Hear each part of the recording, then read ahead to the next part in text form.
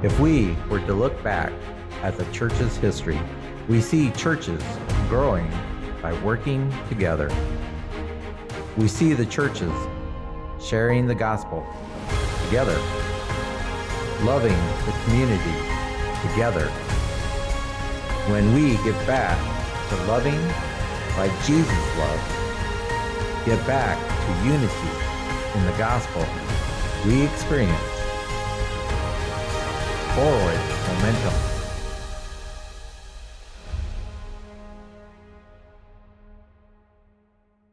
All right, well, so there I was in 2005. So in 2005, I actually went over to the Middle East. So I had just gotten out of the Marine Corps, okay, any other Marines in here? Hoorah, right? So I had just gotten out of the, yep, there you go. So we ended up going from Marine Corps over to the Middle East. Now, 2005, I ended up becoming a contractor. I was out there teaching people how to do special ops stuff, and I was also teaching people how to fly unmanned aerial vehicles, a whole bunch of other really, really cool stuff and all of that. But I was over there as a contractor. Now, in 2005, this was also kind of a dangerous time. It was a dangerous time to go over there. There was a war going on, a massive war that was going on. It was also a dangerous time for contractors to be over there. There was a difficult time for contractors. In fact, when I first got into country, I get off the plane, and all of a sudden there was a contact of mine that was there. He was greeting me from the plane. He hands me an empty basket, and he says, "Here you go. This is for your head when they cut it off." Marines have a sick sense of humor. At that time, there were contractors getting captured and killed, and there was a lot of stuff going on in the country that we were at. So now, I'm over there and I'm serving. The cool thing about being a contractor over there in the Middle East at the time is we didn't always have to stay on base. We could go off base. We could go into the cities. We could go actually talk to the people and be with the people and so forth. And one such Sunday, we decided, okay, let's go actually to this cafe in downtown. So we go to this cafe, and it's me and a couple friends from work, and we're there, and we're just trying to enjoy the culture. We had this waiter, this guy, he didn't even look like a waiter at all. He was wearing the full Muslim garb, you know, so he had kind of what we called at the time man dresses. They're not called that, but he had like the whole thing, like the full Muslim garb. It was white. White means that he had gone to Mecca, right? So it was white, and he greets us, and he says, "Here, come and sit here," and he gives us a table, and we're right there, and he also recommends some food. He says, "Look, you're going to love this meal. It's going to be a great meal. Don't ask me what's in it." And we didn't ask him what's in it, and it was great. Great with that bliss, right? But the whole meal, all of a sudden, here's this waiter, and he was this really big guy. He's like 6'5". He also has like this really crazy deep voice, right? And he's just this really big dude. And throughout this whole meal, he kept staring at us. Now it's a dangerous time over there, 2005, and he's staring at us. And then he would look around like this, and then he'd come back and he'd stare at us, and he'd squint. We were like, uh-oh, there's something going on here. Like, this is a dangerous place. Like, what's going on? Like, we have to be on alert. And now he's staring at us again, and he kept looking around. Then we see him get on the phone, and now he's calling people, and then he's looking around, and now he's staring at us again. Finally, towards the end of the meal, he comes up to us. He lays down the check, he looks at us, and he goes, "Are you guys Christians?" Just like that. "Are you guys Christians?" We look back up, and all of a sudden, all the people at my table used to call me preach. All the people looked at me and they're like, "Are we going to deny Christ? Because we're on board for that. That's what we're going to do." Like, what is going on? Like, is this the moment? But we're looking, and all I could think of is that empty basket. But even with that empty basket, I decided I wasn't going to deny Christ. And he comes back, and he looks at us, and he says, "Are you guys Christians?" So I look at him, and I say, "Yes." We're Christians. And he looks back at us, he glares, and he goes, "Me too!" It happened to be Easter time. We were like, oh my goodness. Oh, it was crazy. But here was the thing, the most amazing thing ended up happening as we were having a conversation with him. As we started to have this conversation with him, turns out he's been a Christian for a while, and he goes to this church, and he wanted to invite us to this church. It's a dangerous time to be a Christian. They were blowing up churches. They were blowing up all kinds of stuff. It was a dangerous time. That's why he's looking around before he would actually come up and talk to us. But he invites us to his church. And it happened to be a church in the middle of the desert. You had to to get GPS coordinates about 20 hours ahead of time. So that way it was like movable. It would go all over the place. So he gives us the GPS coordinates. And we're pretty sure that it is either going to be the best thing ever or it's going to be the worst thing ever. It's going to be an ambush and we're going to use that basket. But we did end up using that basket because we ended up going to this church that he gave us these GPS coordinates. And there it was. There's these 2 big tents. Massive tents filled with people. People outside, people inside. You can hear the music as you're driving up. There was camel parking and everything. Seriously, there were camels outside the church. It was great. Everybody was inside the church and they were worshiping. They're worshiping God. You'd see the camels outside with their lips like that. It was like nuts. But it was great. It was amazing. And when we walked inside that church, we didn't understand a thing that was going on. We couldn't understand the language. We couldn't understand the worship songs. But what we did understand was the love. Because everybody was coming up and greeting us and shaking hands and giving us hugs. And in that culture, you didn't hug like that. They were coming up and they were actually greeting us in such a way. It was amazing. We had people that were coming up to us and inviting us to their homes. We ended up going to one person's home. It was super cool. We went there for dinner. We're talking about our prospective countries. We're talking about differences. We're talking about all these different things. And during the dinner, all of a sudden, the host leans over and he goes, "Do you know Jesus?" And I'm like, oh my goodness, he's trying to evangelize me. This is awesome. Like, this was incredible. But as I think through that story and I think through what had happened and what had happened with that waiter and that guy that I went to his house for dinner and all the people that were inviting us, when I think through all of that, I'm just even more amazed. You see, it was uncomfortable. It was uncomfortable for them to invite us in the first place. They had to go way out of their comfort zone to invite us. They had to go way out of their comfort zone to greet us in. It was a time where they were killing Christians, where they were killing churches, where they were blowing up stuff. It was a dangerous time. Yet, he went out of his comfort zone and he invited us. He went out, he invited in. Then when all of a sudden we're inside that place, when we're inside that church, when we're inside there, we had tons of people that were asking us, do you know who Jesus is? They had uncomfortable conversations, but they wanted us to know who Jesus was. That was amazing. They had to go way outside. It was a dangerous time to be a Christian for them. Yet even though it was dangerous for them, they loved Jesus enough to say, hey, we want to invite you. We want to invite you in. We want you to know who Jesus is. And it starts to make me think about the downfall of the church here in America. How did we get here? How did we get to a downfall of the church in America? And I think a big part of it is because we're comfortable. It is really comfortable to come to church on Sunday. It is really comfortable for us to stay in our comfort zone. It is super comfortable. There is no cost for us. You can come to church and you're not going to get blown up. There is no cost for us here in America. The biggest challenge that sometimes we have in our comfort is when the Seahawks are playing at 10 a.m. on a Sunday. That's why in Acts, the book 5, I'm joking, there is no book 5, but in Acts, it says God invented DVR, so that way we could watch football after church. But here's the thing, it's comfortable for us, and we've gotten to this place where we're okay with being comfortable. In fact, we've gotten even to a worse place, where it's not only that we're okay with being comfortable, we all oftentimes say stuff like, man, I know God's going to do something major. I know God's going to do something. I know he's going to do something that's going to be incredible. God is going to send somebody. Well, what if that somebody is you that God has been sending this whole time? I think there's a whole lot of people right now that are like, man, I feel like we're going to grow. This is going to be great. The community is going to come together. This is going to be amazing. God's going to send people to do this. Guess what? That person's you. That person has been you. And there's too many people in our country right now who aren't accepting that mission. Too many people who are saying, well, I'd rather be comfortable. I can't do it. I'm not going to do that. But somebody is going to. Well, no. Nobody is. That's why it was always meant to be you. We need to go out of our comfort zone. We need to go out of our security blankets. We need to go out into the community. We actually need to go out and get out of our comfort zone and say, God, I'm going to do this mission with you because you are sending us, you are sending all of us to go out to the community and bring the community to you. It might be uncomfortable. It's going to be uncomfortable. It might be uncomfortable, but here's the thing. This God didn't call us to stay in our comfort zone, did he? No. God didn't call us to stay inside of our comfort zone. No, he actually says here in James 1:22, do not merely listen to the word and so deceive yourselves. Do what it says. Don't listen to the word. and just deceive yourselves. Do what it actually says. James is telling us to do that. What did Jesus tell us to do? Pick up your cross and follow him. Picking up your cross and following him, it's hard. It's dangerous. It's difficult. It's not comfortable. Yet God still calls us to do it. We have to pick up our cross and follow him. So here's the thing. I picked out a Bible story today. A story that many of you have heard a lot of times before.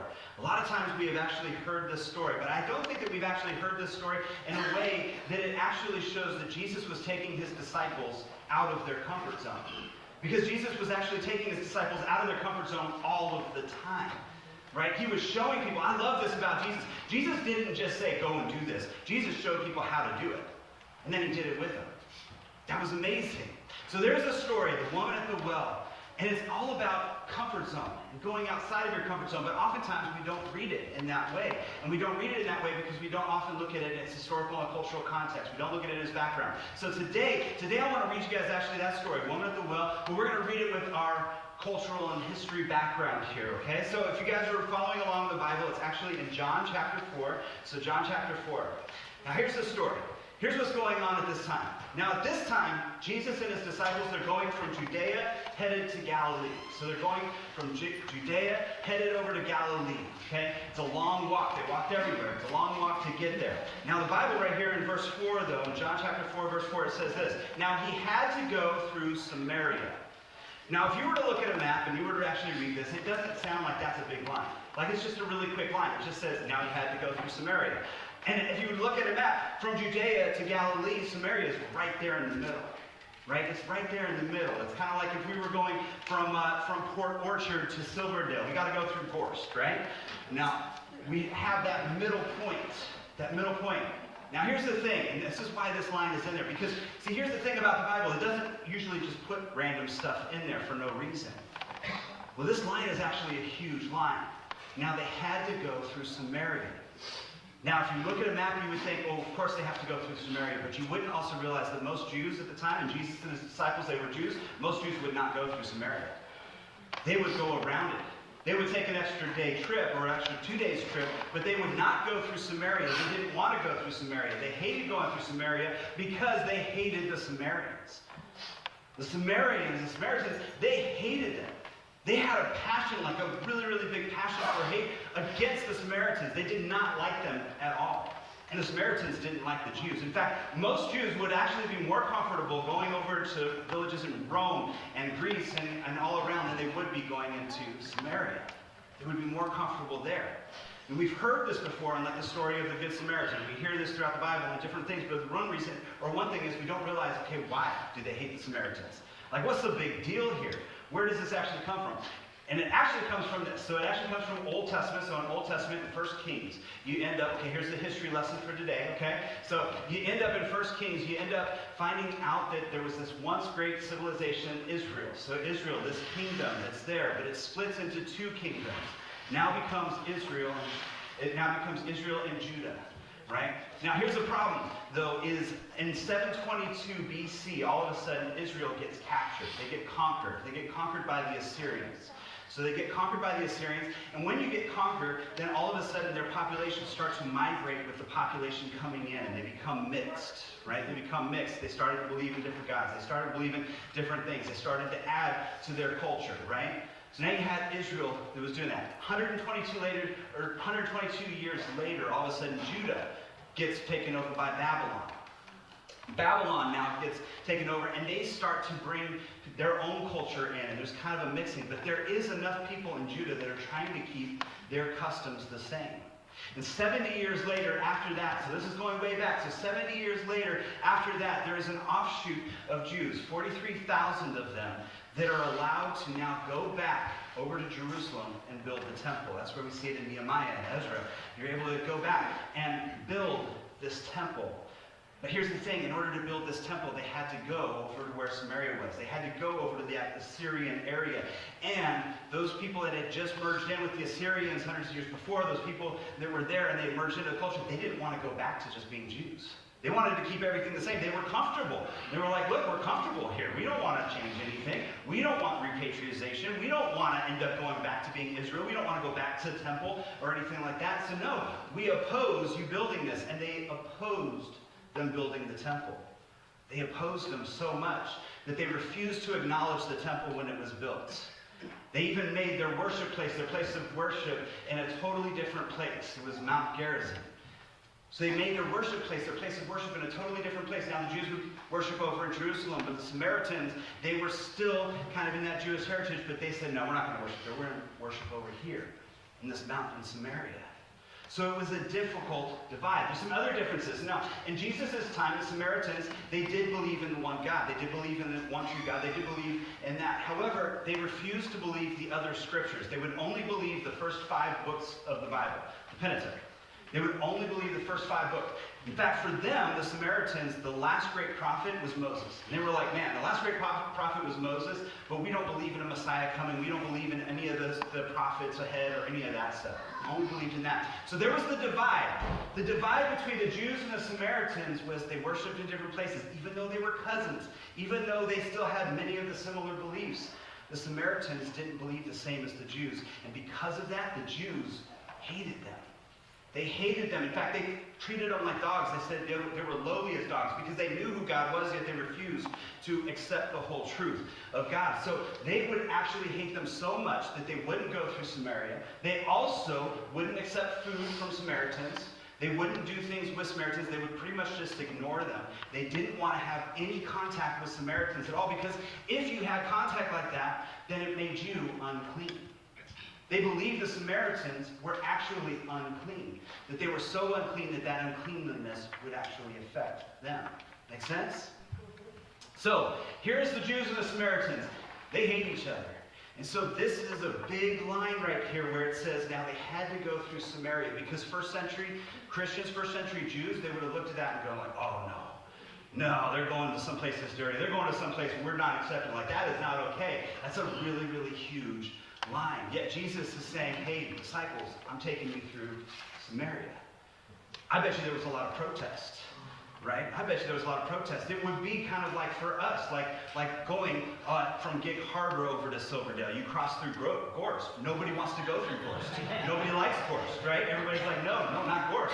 But the disciples would have been like, no, this is not okay. So that's a huge line that's right there. So it says this in verse 4. Now they had to go through Samaria. In verse 5, so he came to the town of Samaria called Sychar, near the plot of ground where Jacob had given his son Joseph. Jacob's well was there, and Jesus, tired as he was from the journey, sat down by the well. It was about noon. When a Samaritan woman came to draw water, Jesus said to her, will you give me a drink? And his disciples had gone to buy food. They had gone away to buy food. So now it's just Jesus and this woman over at the well. Now here's another little tidbit about history and background and all of that stuff. There's a lot of scholars that think about the mindset of this conversation. We have to realize this is a real conversation we're about to read. This is a real conversation, a conversation between a Samaritan woman and Jesus. And there's a lot of scholars that go back and forth on different things. One of the things that they talk about, though, is why did this conversation last so long? Because it would have been culturally not okay for Jesus to be talking to a woman alone. It also would have been culture. And Jesus always said, forget the culture. Come on, I'm trying to save you here. Right? So it would have been culturally not okay for him to be talking to a woman alone. It would have especially been culturally not okay for him to be talking to a Samaritan woman. But for the Samaritan woman, it also would have been culturally inappropriate for her to be talking to him, and especially a Jew. So how did the conversation go on so long? And a lot of people think that maybe this girl, maybe this woman was there and she was kind of in a flirtatious moment. She's trying to think like, oh, maybe this is a guy or something like that, especially why she's there at noon. The reason why some of the people think there's a history and a background for that. See, if you read the history and the culture, you would know that going to the well, that is like Christian mingle on steroids. See, back in that time frame, everybody needed water. Right? And so that was your meeting place. That was the place that people would go. That was the place where you would go. You had Jacob, who meets his wife at the well. You have Moses, meets his wife at a well. Right? It was Christian mingle. It's the place where people went and they got together. Although, because they were Jewish, then they would be J-Day. Right? So here was the thing, is they were up there, like, it would be kind of like this. Like, you would go up and you would see a girl or you see somebody who's there and you'd be like, hey, how you doing? You'd be like, I'm good. And you'd be like, hey, you like water? You'd be like, yeah. And then you'd be like, cool. Want to get married? That was how it worked, right? So it was just weird, right? So, and incidentally, if you ever go to a church that is called the Well Watched Out, you're getting hitched, all right? So that's what's going on. Like, this is a place, like, the culture is different. The culture is different. So now they're at the well, and here comes Jesus, and Jesus said, will you give me a drink? The Samaritan woman now looks back at him. It says, you are a Jew and I'm a Samaritan woman. How can you ask me for a drink? For the Jews do not associate with the Samaritans. Now, it would have even been considered unclean and inappropriate for Jesus to even drink from her cup, to even drink from whatever she had given him. Yet he's still asking, would you give me a drink? It's a huge thing. Jesus answers her, if you knew the gift of God and who it is that asks you for a drink, you would have asked him and he would have given you living water. At this point, she's probably thinking, this dude's crazy. Like, what are you talking about, living water? But then she decides, I'll play along. Sir, the woman says, you have nothing to draw with and the well is deep. Where can you get this living water? Are you greater than our father Jacob, who gave us this well and drank from it himself, as did his sons and livestock? Now, here's the thing, is she's saying, are you greater than our father Jacob? In that culture and in that time, Jews and Samaritans also were divided. They didn't believe that they had the same father. They didn't believe that their father would be Jacob. They would dispute it back and forth. Yet Jesus doesn't dispute her. Jesus doesn't actually rebuke it or anything like that. He doesn't get into that controversy. He just says, everyone who drinks this water will be thirsty again. But whoever drinks the water I give them will never thirst. Indeed, the water I give them will become in them a spring of water welling up to eternal life. Now she's probably thinking, wow, that sounds great. This dude is definitely crazy though. Right? All of a sudden, like, what would you think? You're having this conversation. You're at the supermarket. You're at some place, and you're having the same conversation, and he's saying all of these different things. Like, all of a sudden, you'd be confused. You'd be like, okay, he's either flirting or he's really bad at it, or this is just a weird conversation. Like, what is going on here? Or he's a Jehovah's Witness. Like, I've had those conversations in the store, too, right? So it was weird, right? It was weird for her. But then, the woman says to this, okay, sir, give me this water so that I won't be thirsty and have to keep coming here to draw the water. Now here's where all of a sudden Jesus kind of drops the mic. Where he drops the mic and he really gets into her heart. And he tells her this, go and call your husband and come back. And she says, I have no husband. Now here's the thing, this is why a lot of scholars too, this is why a lot of scholars think that maybe she's trying to flirt with them or something like that. Because if you read it like this, I have no husband, it doesn't sound like that. But if you read it like this, I have no husband, it sounds different, right? Yeah, it's all about tone. It's all about tone. So she says, I have no husband. But now, Jesus says to her, you are right when you say you have no husband. The fact is you have had 5 husbands, and the man you now have is not your husband. So what you have said is now quite true. Imagine if somebody comes up to you and he's talking about living water, and then all of a sudden he cuts to the heart and says, I know exactly who you are. I know all the sins that you've had. I know everything that you have done in your life. Imagine how that would have cut. All of a sudden she would have been like, oh my goodness, what is going on? But then she looks back at him and says, sir, I can see you're a prophet. Remember, the Samaritans didn't believe that there was going to be a Messiah coming, but they did believe that there would be a future prophet that would come. And so now she's even kind of getting to that point thinking, okay, well, maybe this is the prophet. Maybe this is the prophet we're looking for. I can see that you are a prophet. Our ancestors worshipped on this mountain, but you Jews claim that the place where we must worship is Jerusalem. She's already mentioning the divide. Like, I can see you're a prophet. You know everything about me. Like, this is getting creepy. This is nuts, but we aren't together because you're a Jew. I'm a Samaritan. We're different. And I can't come over to that difference. That's what she's looking at and saying in this. But then Jesus says to her, woman, which, by the way, if you hear like Bible talk, woman, it doesn't come out like, woman? Like, it's not like that. It's actually a term of endearment. So she's saying, woman, believe me, a time is coming when you will worship the Father neither on this mountain nor in Jerusalem. You Samaritans worship what you don't know, because they only had the first 5 books. They only had the first 5. They only believed in the Pentateuch. They didn't know all of the future stuff. But you Samaritans worship what you did not know. We worship what we do know, for salvation is from the Jews. They should have been expecting the Messiah this whole time. But Jesus is actually equating them now together, and he's bringing her closer to him. Yet a time is coming, he says, a time is coming and has now come when the true worshipers will worship the Father in spirit and truth, for they are the kind of worshipers the Father seeks. God is spirit, and his worshipers must worship in spirit and truth. Here's the thing, he's saying it doesn't matter where you worship. It doesn't matter these differences between a Samaritan and Jew. It doesn't matter, because we are all going to be worshiping in the same God, the same place. We don't have to worship in Jerusalem. You don't have to worship over in this hill in Jerusalem. You don't have to worship in that way. We're going to be worshiping together. Jew, Gentile, and Samaritan alike. That we are all going to be equal underneath the Father. The woman said, I know that Messiah called Christ is coming. When he comes, he will explain everything to us. This is another big line, because remember, the Samaritans didn't believe the Messiah was coming, but now she's starting to think, wait a minute, what if we are wrong? What if there is a Messiah? What if the Jews are right on this? Now I know that there's someone called Messiah coming. When he comes, he will explain everything to us. And then Jesus declares to him, or to her in another big line, I, the one speaking to you, I am he. At this point in the gospel, Jesus had not said, I am the Messiah. Jesus had not actually told any of the Jews or anybody that he was the Messiah. He kind of hinted at things. There was different hints that had come, but he didn't say, I am the Messiah yet. To the one person who was the least likely to believe in him, the one person who was the least likely to believe in anything that he would have to say, he says, I am the Messiah. I am the Messiah. Would have been crazy. Would have been uncomfortable. Just then, the disciples, they returned and they were surprised to find him talking with a woman. But no one asked, what did you want? Or why are you talking with her? Those bunch of chickens. See, what had happened, like, they're coming up and they're like, man, we're comfortable, but oh no, he's making us uncomfortable again. So he's talking with somebody that he shouldn't be talking to. And they didn't ask him an uncomfortable question. They kept silent to stay in their own little comfort zone.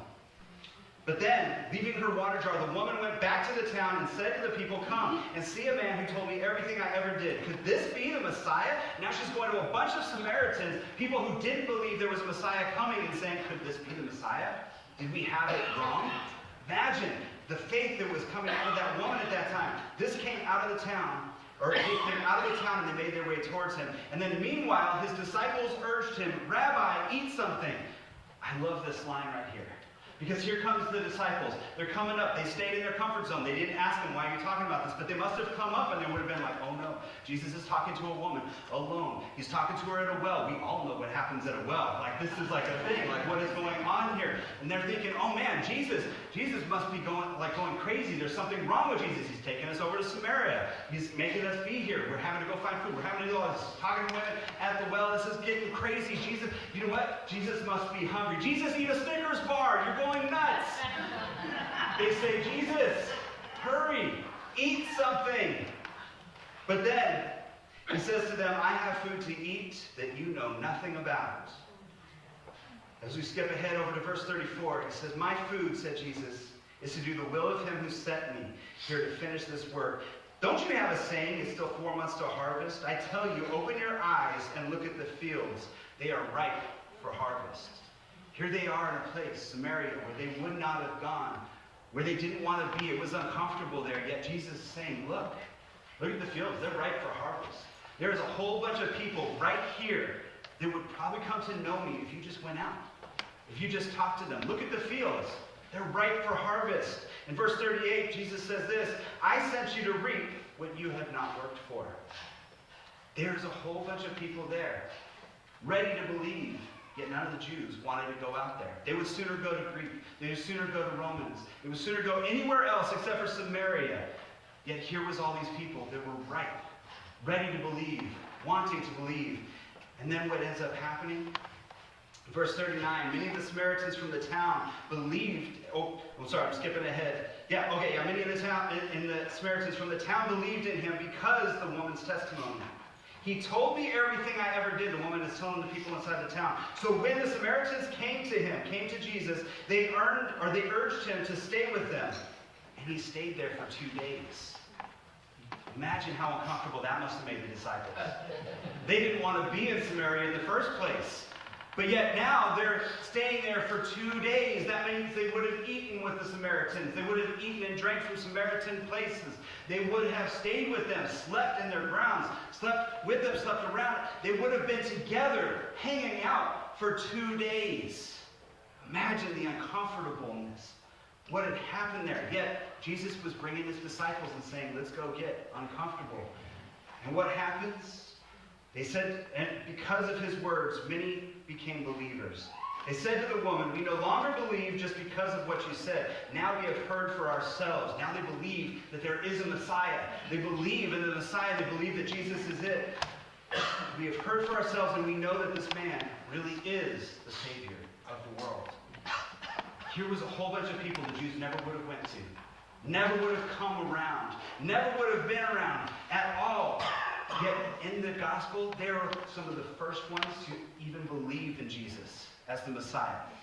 Many of the Samaritans came to believe in Jesus as the Messiah before the Jews even believed in Jesus as the Messiah. They were the last to be thought of, yet they were the first for Jesus. They said, I'm going after you. We have to go. We have to go outside of our comfort zones. Here's the thing. What we found out in this story is when you go outside of your comfort zone, when you go outside to even the people that you think are the least likely to believe in Jesus, you might just find that big things happen and they are the first to believe in Jesus. So I'm going to ask you one big question. What if right now Kitsap County, our county right here, is the new Samaria? What if the new Samaria that we just have not been going out? We've been inviting people in. We've gotten good at that, where we end up going on Facebook and saying, come to church with me. And we expect people to come in, but we don't go out and say, let me personally be with you. Let me personally pray for you. Let me personally invite you. What if Kitsap County is the new Samaria, where we've stayed away from a whole bunch of people, our friends and our neighbors that we haven't had conversations with, that we're like, man, they're never going to come to know Jesus. Man, I've seen what they do on Saturdays. I've seen the parties they have. They're never going to know who Jesus is. They told me before that they're a big atheist. Atheists aren't going to come to know who Jesus is. Let me tell you guys this, and right on a total tangent, I love atheists.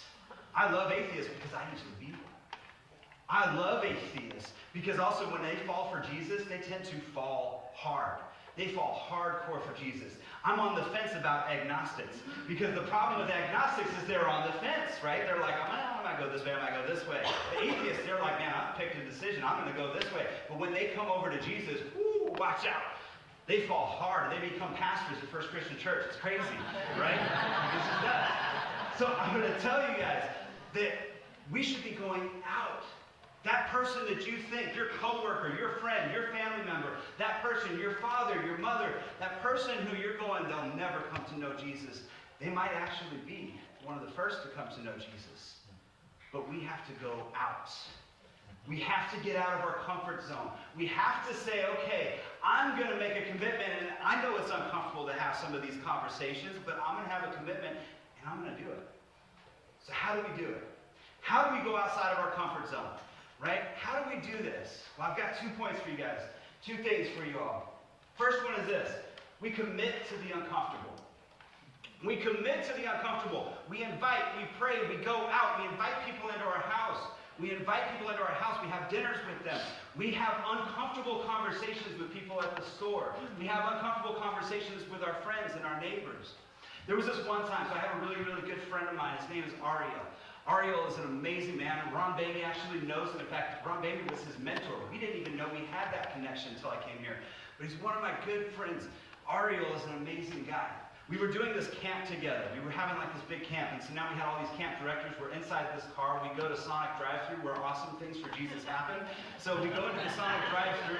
We have this waitress who comes out of the Sonic drive-thru to bring us our order. We all get our order and all that stuff. We feel our arteries clogging almost by the smell, right? And now we're sitting here, we're eating our food, and as the waitress comes up, she says, can I get you anything else? And Ariel all of a sudden speaks out. He says, yes. Is there anything that I can pray for you for? Is there anything that you want? Like, we're all people in this car. We're all believers. And I don't know you. I mean, we're in a totally different town. But hey, is there anything that I can pray for you for? She looks at him and she says, well, I don't really believe in God. Like, I don't believe in that. He goes, that's cool. We have enough people in here that believe for you. So is there anything going on in your life that I can pray for?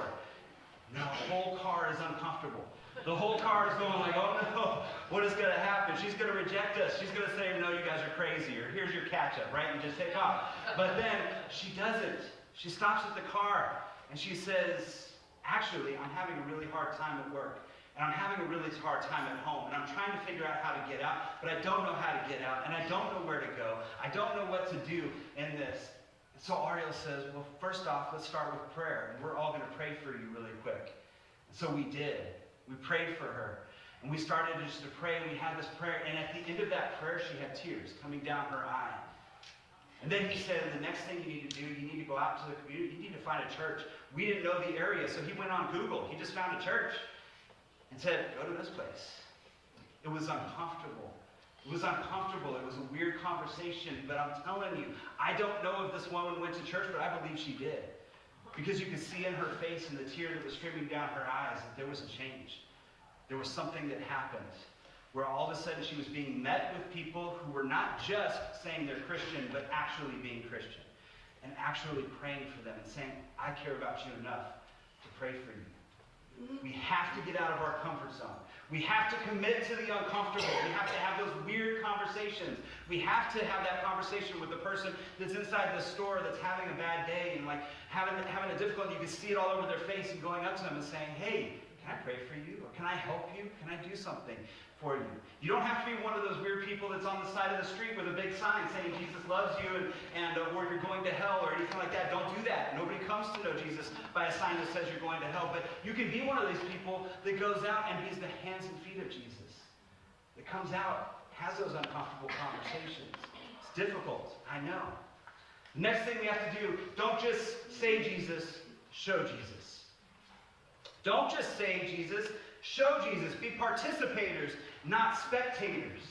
Right now, the church is struggling with forward momentum because we have a lot of people that are just waiting, and they're just waiting, and they're saying, man, somebody's going to do this, and it's going to be great. Somebody's going to go out there, and they're going to meet the public, and they're going to bring people into church, and it's going to be fantastic. Somebody with some media skill and Facebook skill is going to evangelize the world. But God is saying to each and every single one of you, well, I already sent you. I sent you to do that. I sent you to be the hands and feet of Jesus. I sent you to do that. We have to not be spectators.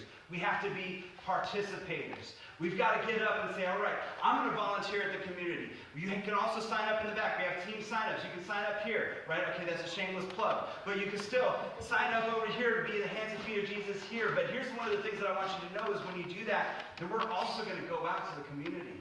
We're planning some things in the future. We're going to go out to the community and be the hands and feet of Jesus. Because church is not here. This is a place you can invite in and people can learn about Jesus. This is a great place. People can learn about Jesus right here. Guess what? This is not the church. The church is out there.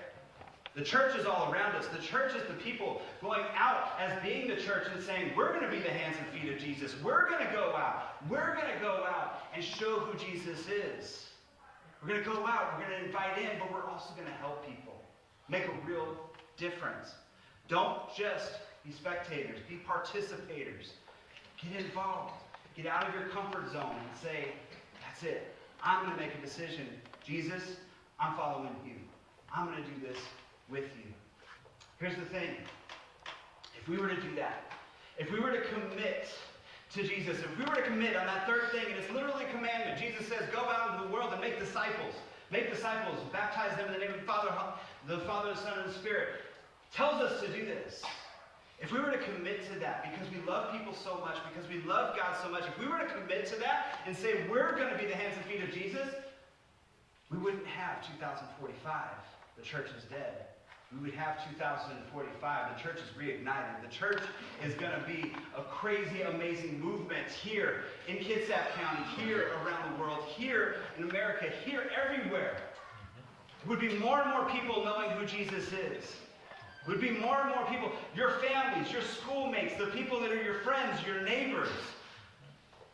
you would see a major change all around us. But that change, it starts with you. That change starts with each and every one of you. It changes that changes those awkward conversations. That change is all of you. So as the band comes up and plays, I have a challenge for you this week. Because every week, I want to challenge you to do something. And I know what you're thinking. You're probably going like, oh no, he's going to challenge us to do something hard. And I want you guys to know, don't worry. Actually, I am going to do something really hard. I am going to challenge you to do something hard.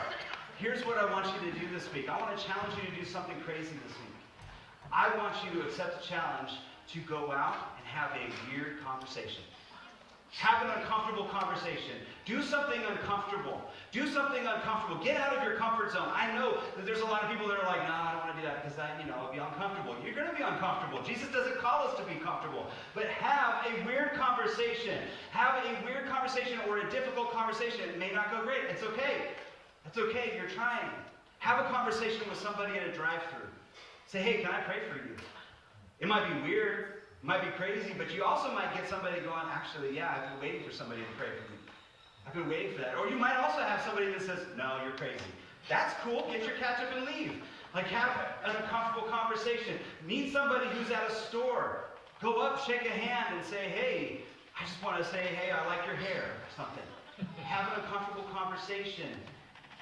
Have another uncomfortable conversation with your family. And tell them about your story. Like, what does Jesus mean to you? Be uncomfortable. Get out of our comfort zone and say, we're going to get uncomfortable. We're going to tell our story. We're going to tell people what Jesus means to us. We're going to tell people about Jesus. We're going to invite in. We're going to invite out. We're going to be those people that are willing to have weird conversations. Have one this week. Just one. Just one weird conversation, one uncomfortable conversation, one thing that might make you out of your comfort zone for Jesus. Pray even before it. Pray after it. And pray for the people you have that conversation with. You don't know. You might have a weird conversation at a drive-thru and you might see them here next Sunday. You might have a weird conversation at a drive-thru and you might see them here a whole year from now. Who knows? But here's what I do know is Jesus is planting seeds. He needs people to go out and keep watering those seeds. And eventually those seeds are going to be full-grown trees. They're going to be all around us. But it starts with you. It starts with us. Have an uncomfortable conversation this week.